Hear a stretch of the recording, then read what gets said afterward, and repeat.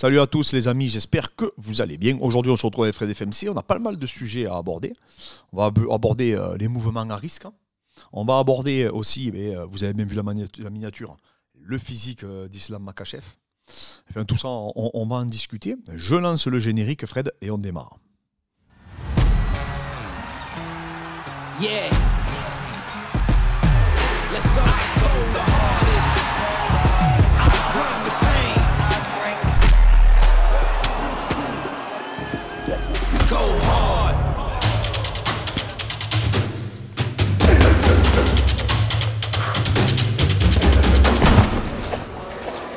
Paris sur les meilleures cotes avec une bête. Donc Fred, on a eu pas mal de questions pertinentes. On va essayer d'y répondre. C'est un des formats préférés de la chaîne, en tout cas. Donc on reprend ça une fois par semaine. Un des premiers formats. Même de la Un des chaîne. premiers formats. On commence avec Baptiste qui nous dit « Salut les gars, super FAQ, merci. Question pour la prochaine. Que pensez-vous des mecs qui disent « On peut tout renforcer, même les mouvements à risque ?» La mode en ce moment, donc il dit entre parenthèses c'est la mode, c'est vrai qu'effectivement en ce moment on fait beaucoup la promotion de ça, contre les mecs qui disent « Il faut éviter certains mouvements, overhand, deadlift, etc. » Exemple, Michael Gundil de Lavier. Bon, en gros, ce qui se passe, je récapitule, il y a des camps qui se sont affrontés, on va dire, dans le monde de la préparation physique. Gundil de Lavier et beaucoup de préparateurs contre, on va dire, la chronique de la douleur, Gaïs, etc. Moi, j'ai la chance d'échanger avec les deux camps. Déjà, il faut savoir qu'ils sont beaucoup plus proches que les gens ne le pensent, dans leur vision. C'est-à-dire C'est-à-dire que, en fait, que ça soit, par exemple, Gaïs, il veut pas que les gens se blessent, tu vois. Il parle toujours de notion de progressivité. Donc, d'y aller crescendo et de pas y aller comme un bourrin. Je pense qu'en fait, c'est leur communauté qui interprète mal. Exactement. Okay. Oui, parce qu'il n'y a pas longtemps, tu vois, la chronique de la douleur, ils ont fait une vidéo sur la posture. D'accord ? Oui, des mouvements comme le rowing, par exemple. Ils se sont fait allumer par des posturologues, des kinés, etc. Pourquoi ? Parce qu'en gros, eux, ce qu'ils disent, c'est oui, c'est pas parce que tu fais du rowing que, en gros, ça y est, ta posture, hop, allez, par magie, ça y est, tu as une posture parfaite. Non. Mais du coup, les gens n'interprètent pas comme ça. En gros, ils font un raccourci, ils vont se dire, eux, ils disent que le rowing, ça sert à rien. En gros, voilà, tu vois, ils vont passer. C'est-à-dire qu'ils vont être. Ils sont absolus, les gens. Après, c'est ou blanc ou noir, il n'y a pas de gris, tu vois. c'est le problème d'Internet, c'est qu'ils vont te récupérer une phrase et ils vont te cataloguer. C'est comme toi avec l'haltérophilie où tu avais dit que c'était. En gros, tu avais dit le jeu n'en valait pas la chandelle. Et. Après, j'ai pas eu trop de. Moi, j'ai pas eu trop de. Non, mais tu vois, enfin, tu étais plus catalogué en gros. L'haltérophilie ça sert à rien en gros. Oui, Alors parce qu'il y a des gens jamais qui. dit ça, tu vois. Il y a des gens qui me l'ont dit, des élèves. Mais oui, parce que je remets tout dans le contexte. J'avais parlé de l'haltérophilie où je disais que moi c'était un sport que je trouvais très éprouvant. Moi je suis un fan, tu le sais, j'ai fait faire de l'haltéro à tout le monde.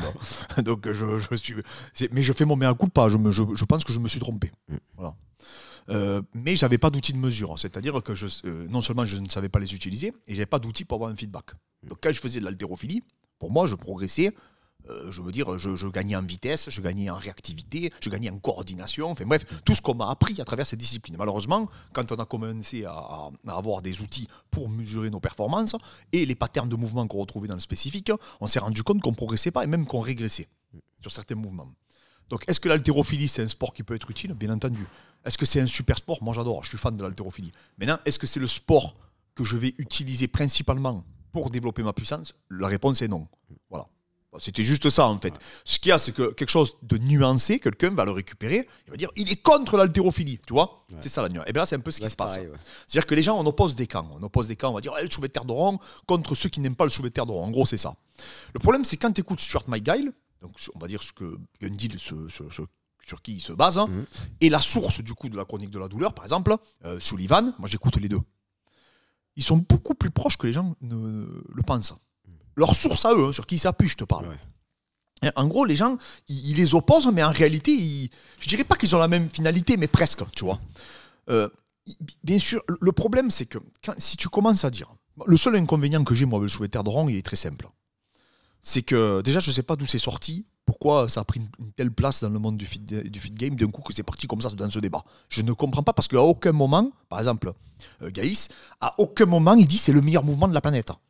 Parce que, mec, ça a pris une place comme si on avait trouvé le mouvement secret pour devenir ultra performant dans tous les sports. Tu vois, déjà, pour commencer.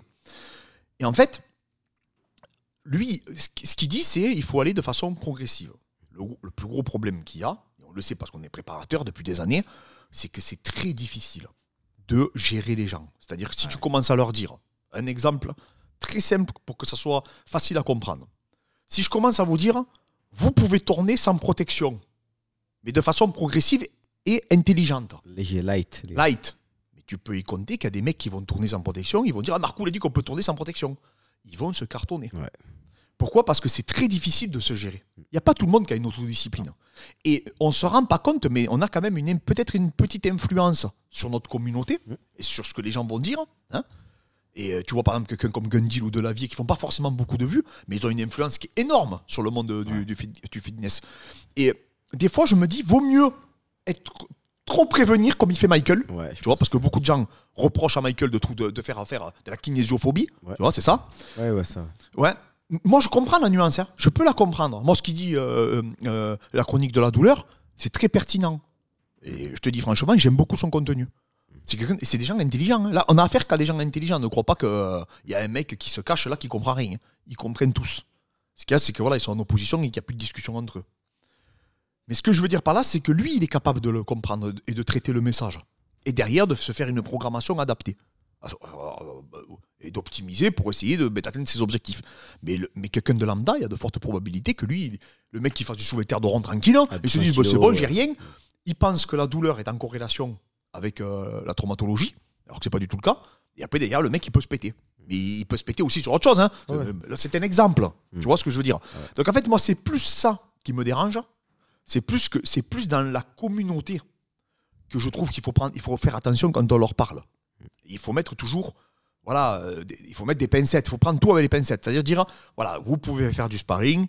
Par contre, faites attention. Tu vois, il faut prévenir. Tu vois. Donc c'est pour ça que je suis pas un adepte des sparring durs, parce que je sais que les gens n'arrivent pas à se gérer, Fred. Parce que si tu dis, les gars, les sparring durs, vous pouvez en faire, t'en as qui vont se cartoucher. Imagine-toi avec Guillaume Berthoulou, donc le médecin qui vient avec nous. Ouais. Hein, qui est spécialiste en neurologie, avec qui on a parlé des commotions cérébrales. S'il commence à dire, lui, vous pouvez faire du sparring dur, mais tout le monde va le reprendre. Les mecs, ils vont s'arracher la tête. Hein, tu vois. Et oui, certainement que tu peux faire du sparring dur. Bien sûr que tu vas pouvoir expliquer, le justifier. Comme tu peux justifier que effectivement une contrainte crée une adaptation. C'est une réalité. Maintenant, jusqu'à quand, comment, pour qui? Toi, c'est des questions qui méritent de se poser. Aussi, et pourquoi, tu vois. Voilà. Moi, je trouve que ma discipline, elle est déjà très contraignante. Voilà, c'est tout.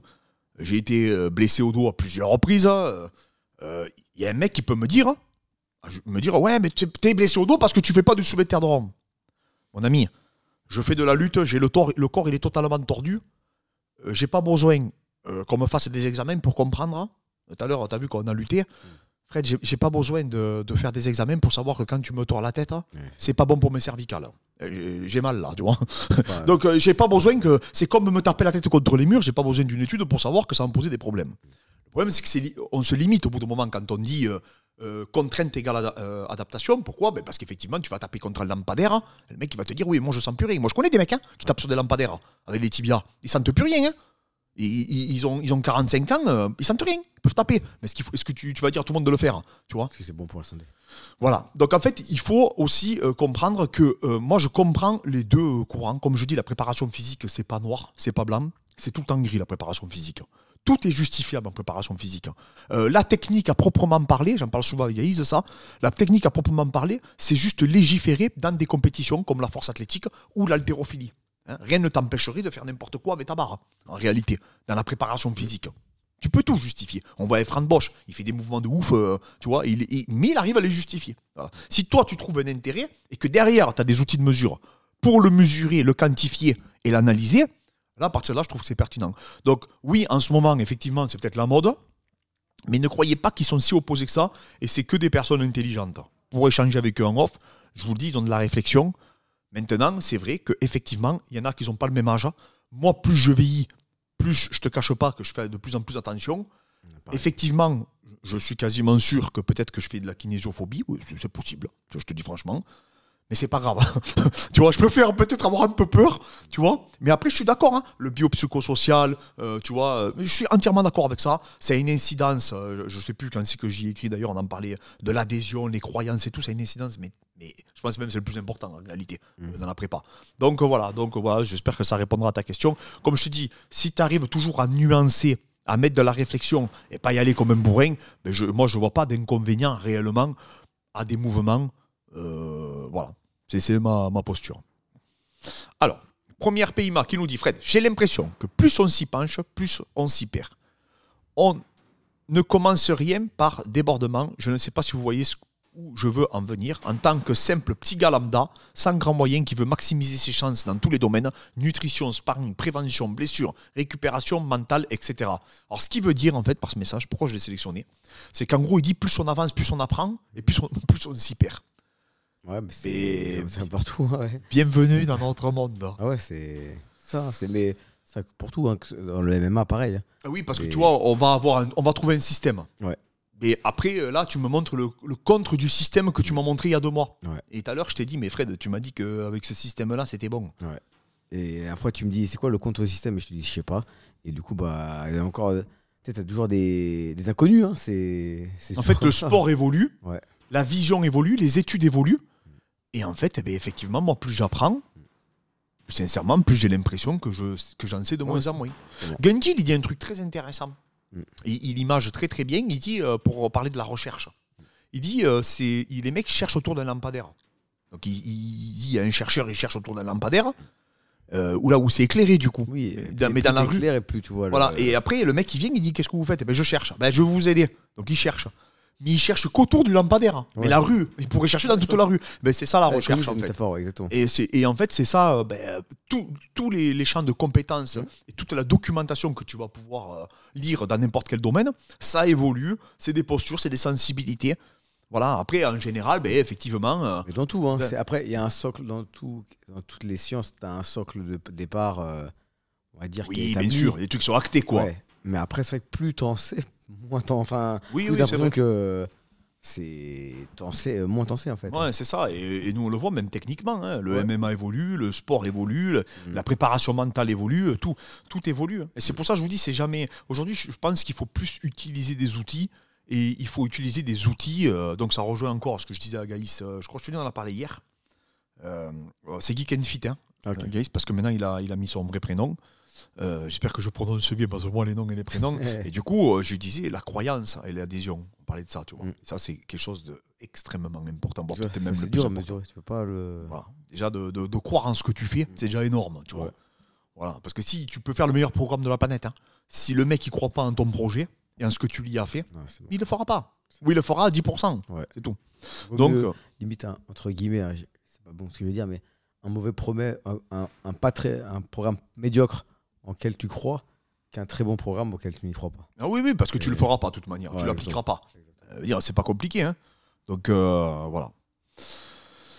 Paul qui nous dit, alors, pourquoi en entraînement on réussit plus facilement à être agressif et à montrer ses qualités d'attaquant, et en compétition on n'y arrive plus, car on est moins à l'aise, on a du mal à se lâcher. Qu'est-ce que t'en penses, toi? Déjà, l'erreur à l'entraînement, il n'y a aucune conséquence. Au pire, tu perds l'entraînement. La moindre erreur en combat, tu perds... tu l'interprètes d'une manière où c'est la défaite, déjà, c'est pas la même. Du coup, cette peur-là, elle te fait... Tu sais, c'est la théorie de la planche que Dano aurait dit. Là, oui. Plus elle est haut, plus tu as peur, alors que c'est la même... au final, tu marches sur une planche. Oui, parce qu'en fait, il dit, pour les équilibristes qui, eux... en fait, ils vont faire ça, je sais pas combien de 100 mètres, hein, et que la planche, effectivement, si on te la met sur le sol, alors que c'est marché, tu vas marcher dessus. L'entraînement, c'est pareil. L'entraînement, demain, tu te fais étrangler, tu tapes, tu repars direct et tu peux retaper et direct après, tu repars. En combat, ça dépend des compétitions, mais pour que ce soit un combat MMA, tu as énormément de personnes qui se regardent, tu as ton entourage, tu perds, c'est pas tu repars, c'est fini. Les conséquences, c'est des mois de préparation. Si c'est un combat pro, c'est financièrement, tu y perds. Donc tout ça réuni fait que tu as moins envie, de manière générale, à attaquer. Après, il y en a, c'est l'inverse. Il y en a. Ouais, ils arrivent à se dépasser. Exactement. Ils sont plus, on va dire, tranquilles à l'entraînement parce que justement, il n'y a pas d'adrénaline. Hein. Faut pas se leurrer, à l'entraînement, il n'y a pas spécialement d'adrénaline. Ou alors, c'est pas normal. Hein, si tu as de l'adrénaline à affronter tes partenaires d'entraînement. Et après, le jour du combat, le fait qu'il y ait de l'adrénaline, ils se surpassent et ils attaquent beaucoup plus. Mais de manière générale, en général, les gens se lâchent à l'entraînement. Pourquoi ? Parce que tu tentes des trucs que tu tenterais pas en combat. Et il faut tenter des trucs que tu tentes. Et il faut entraînement, si tu les tentes pas en entraînement, tu les tenteras jamais. Et le truc, c'est qu'après, en combat, c'est ton plan A, le plan A, le plan A, le plan A. Et après, ça passe pas. Mais en général, il y a très peu de combattants qui improvisent énormément en combat. Hein. Tu essaies d'improviser le moins possible. C'était Lloyd Irvine, il disait qu'il avait analysé les judokas des Jeux Olympiques. Et il disait que chaque judoka faisait en moyenne deux projections. Il disait tous les judokas des Jeux Olympiques ne faisaient que 2 projections. Et pourtant, tu leur dis de faire 50 projections différentes, ils ont une panoplie ils peuvent faire toutes les projections qui existent, ce sont des encyclopédies. Mais en compétition, ils te font que 2 projections. Et parce que sûrement qu'à l'entraînement, ils tentent toutes les projections possibles et inimaginables. Mais dès qu'il y a une échéance, tu tentes que ce que tu sais faire de mieux. C'est pour ça que en combat, tu tentes moins. C'est pas une erreur de moins tenter en combat. Oui, c'est ça, exactement. Fred, le thème principal de la vidéo, les physiques hors normes. Et on va parler de Makhachev. Je vous le mets à l'écran, les gars. Donc il faut savoir que du coup c'est quelqu'un qui s'entraîne aussi dans son club, donc je vous le mets. Hein. Il faut savoir que sur le combattant qui est au milieu de Khabib et de Makhachev, les gars, il combat à 93 kilos. De mémoire, il me semble que c'était l'ancien champion Fred des 93 kilos. Je parle des light heavyweight. Hein. Donc il faut savoir que Makhachev combat à 70 kilos. Quand tu vois cette photo, donc vous pouvez trouver du coup la photo de leur entraînement. J'ai galéré à la retrouver parce que Makhachev ne l'a pas partagée. Okay. Parce qu'ils sont choqués les mecs dans les commentaires. Donc ils commentent la vidéo de l'athlète qui est au milieu. Et donc, elle est récente du coup la photo. Ouais, elle est récente, c'est il n'y a pas très longtemps. J'en avais parlé dans un live. C'est un Khabib qui est énorme à la base là. C'est oui, pas un Khabib fit là. Ouais, là c'est pas. Non, c'est là quoi, là 2-3 semaines je crois cette photo. Donc c'est Khabib énorme. Et Makhachev, je sais pas si tu vois comme il est énorme. Il est pas moins gros que Khabib. Tu sais ce qu'il a dit Cormier ? Et c'est tombé du coup. Ouais, juste après. Cormier a dit que Makhachev hors combat, il combat 70, hein, je rappelle, il est à 90 kilos et je veux bien le croire. Parce qu'il est quasiment pas moins costaud que le mec qui combat à moins de 93. Je vous rappelle, celui au milieu combat à moins de 93 kilos. Je ne sais pas si les gens se rendent compte. Donc c'est pas en middleweight, c'est pas en welterweight, c'est en light heavyweight. Voilà, light heavyweight. Donc 3 catégories au-dessus de lui. Ouais, 3 catégories au-dessus. Et je te dis, bon, il a une ossature, bien sûr. Il est quand même plus crapu. Bien sûr qu'il y a quand même une différence de poids. Et c'est peut-être pas un gros light heavyweight non plus. Oui, non plus. Il n'est pas gramme. Mais c'est énorme quand même. Et c'est pour ça qu'il y en a un qui nous dit, la dernière fois, il y en a quelqu'un qui me dit, oui, mais en boxe aussi, je suis pas d'accord, il y a des mecs qui cut. Non. En boxe, tu vas chercher les mecs qui cut. Beaucoup. Je parle des mecs qui cut beaucoup. Hein. Ouais. Je parle pas du petit lambda, moi. Je parle pas de perdre 3 kilos. Hein. Tu vas chercher le boxeur en anglaise, hein. Tu vas essayer de le trouver pour me dire, ouais, lui, moi j'en connais un, il reprenait 10 kilos. Mais ça, tu vas devoir chercher. Hein. Par contre, des combattants qui ne pas, je t'invite à essayer d'en trouver en MMA. Ah, t'en as pas beaucoup. Et t'en as quasiment pas, en fait, ça n'existe pas. Les mecs à haut niveau qui ne pas du tout, je te parle. Et même ceux qui sont réputés pour pas cutter beaucoup, ils sont quand même costauds. Ils cuttent plus que les mecs de l'anglaise. Oui, Adesanya qui est réputé pour pas cutter beaucoup, il cutte plus que. Lorenzo Lopez. Oui. Mais il cutte pas, il est boxeur professionnel. Ouais. Mais en MMA, tu crois qu'il pourrait faire ça ou quoi ? Mais ça va pas être ou quoi ? C'est impossible. Il combat en combien en anglaise ? Il combat en 64. Il combat en 64, Fred. Il combattrait en anglaise, il ferait 80 kilos. Ouais. Voilà, c'est tout.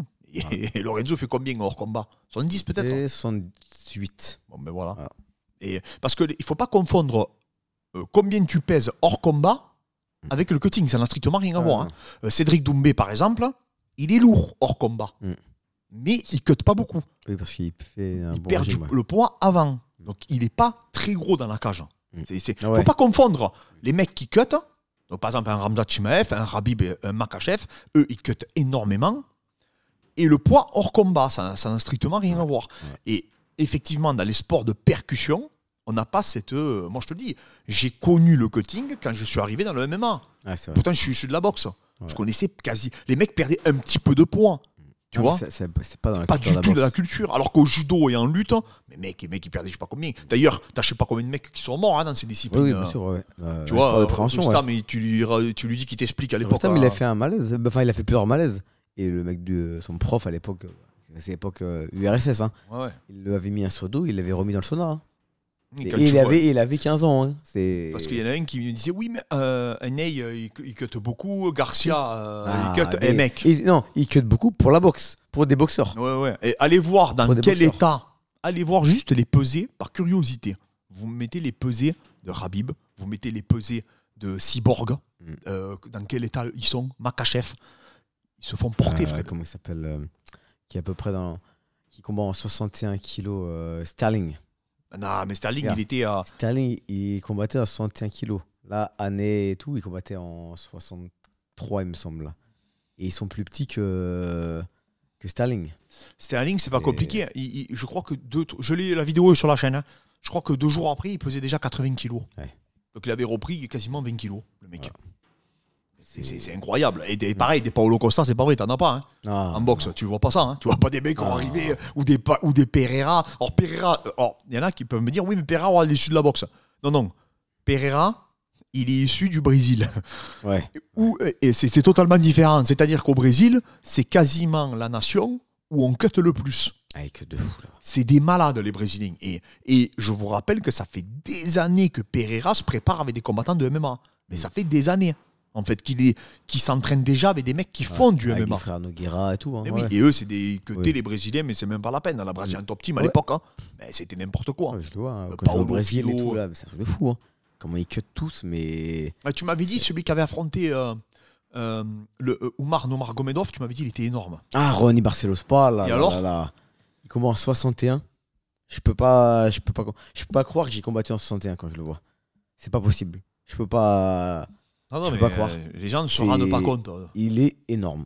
C'est. Tu m'as dit, il fait plus de 80 kilos. À chaque fois, je me dis, ouais. Oui. Ah, c'est Mais incroyable. Lui, vraiment, hein, quand j'y retourne, je vous fais une photo à côté de lui, si vous voulez, et je me pèse juste à côté, et vous allez dire, c'est pas possible qu'il combatte en 61 kilos, ce mec. Et c'est pas une exception.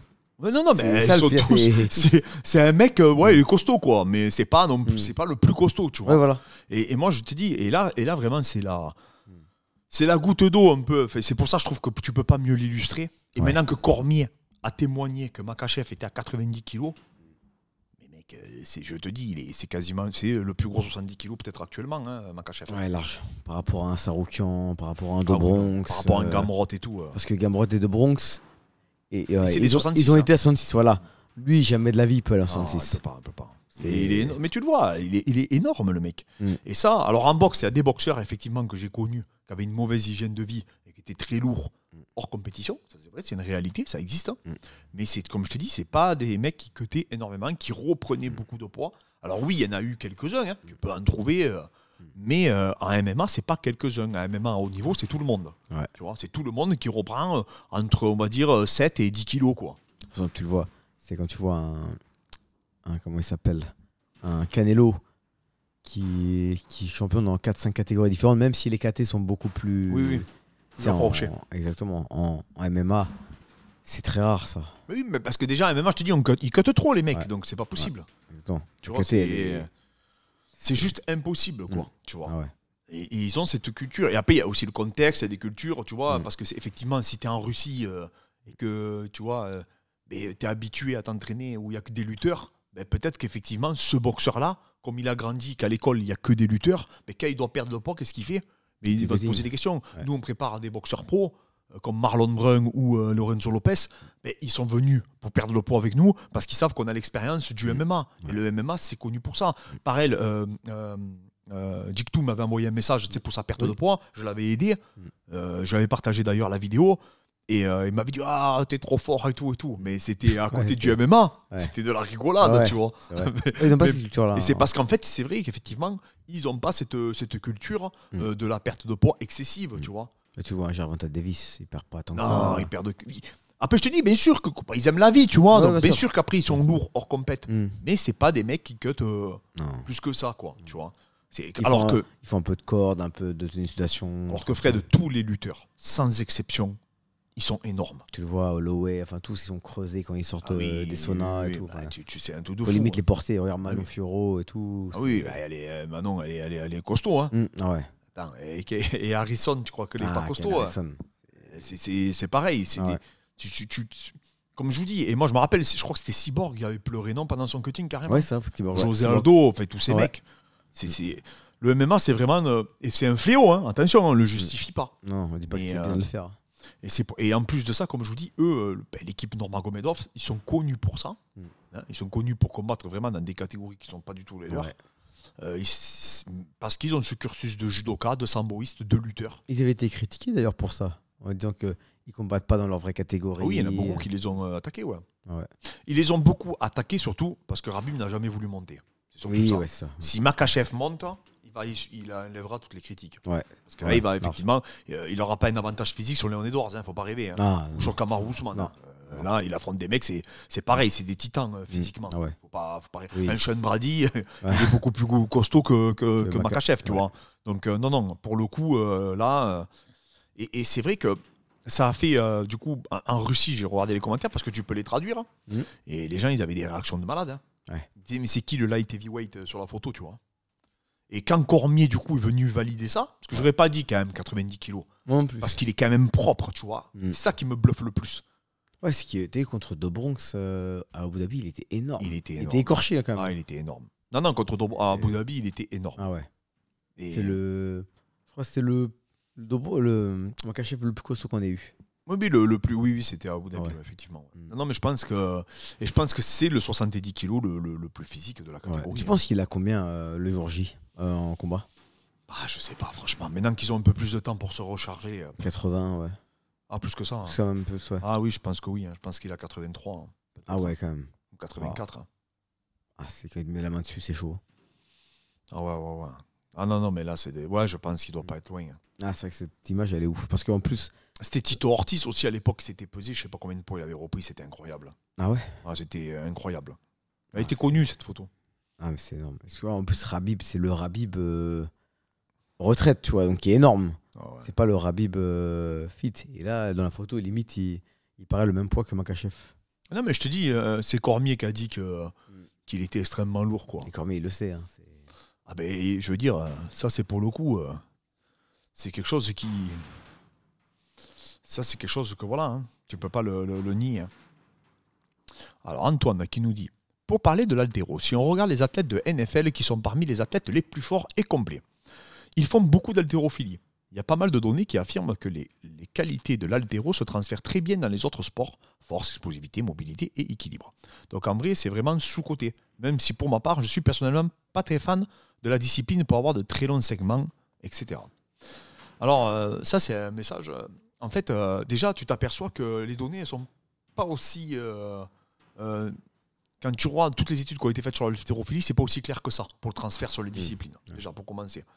Et surtout, moi j'ai une question à te poser parce qu'il y a quelqu'un qui a répondu avec un très bon commentaire où il a dit est-ce qu'ils sont forts parce qu'ils font de l'haltéro à NFL hein ou c'est parce qu'on a pris les meilleurs des meilleurs? Qu'est-ce que t'en penses, toi que tu connais très bien? Déjà, en NFL, il y a un écrémage. Même il ferait de la Zumba en NFL, on dirait la Zumba fait des monstres. Pourquoi? Parce qu'ils peuvent faire de la Zumba, ils peuvent faire de la bachata, ils peuvent faire de l'haltéro. Ce sont des monstres à la base, la NFL. C'est l'élite de l'élite. Donc, bien sûr que l'haltérophilie ne leur fait pas de mal, mais c'est pas l'haltérophilie qui les rend comme ils sont.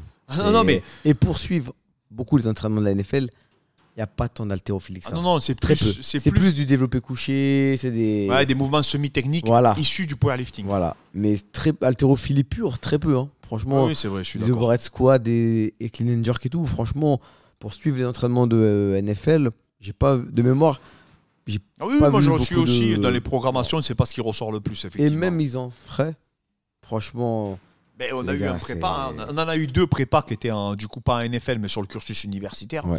On lui a dit mais qu'est-ce que c'est qui fait que ces mecs ils sont comme ça? Parce qu'on lui a dit mais c'est quoi le secret de tes entraînements? Vous savez ce qu'il nous a répondu le mec?